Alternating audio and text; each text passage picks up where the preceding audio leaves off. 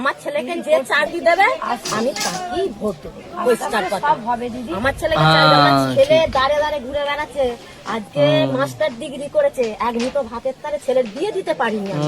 সবাই তো ঘরে ঘরে মাস্টার ডিগ্রি। বাধ্য করেছি খেটে খেটে, আমার স্বামী মাঠে খাটে মাঠে খাটে। নমস্কার, আমি টুম্পা। হাজার হাজার ছেলে মিতালি বাগকে একদম উচিত জবাব দিয়েছে। এই মায়ের কথা শুনে বোঝা যাচ্ছে এই মা কতটা দুঃখে রয়েছে, কতটা কষ্টে রয়েছে।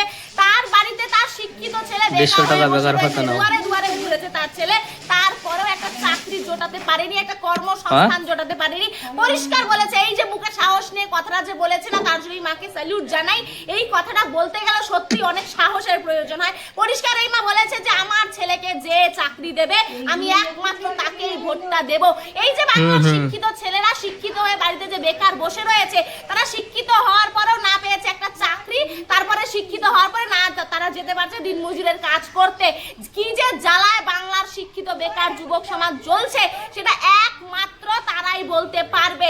আমি প্রত্যেককে বলবো, নিজের মুখে সাহস এনে এই মায়ের মতন একদম চোখে চোখ রেখে প্রশ্ন করুন আর বলুন আমাদের যে দাবি দাবা, আমাদের যে প্রয়োজন রয়েছে সেগুলো মেটাতে পারলে একমাত্র ভোট আমরা দেব।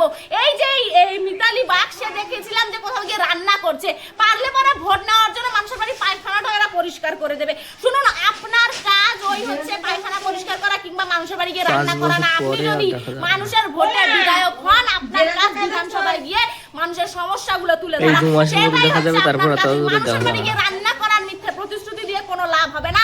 মানুষ নিজের প্রয়োজন যে মেটাতে পারবে তাকেই বিশ্বাস ভরসা করে একমাত্র ভোটটা দেবে।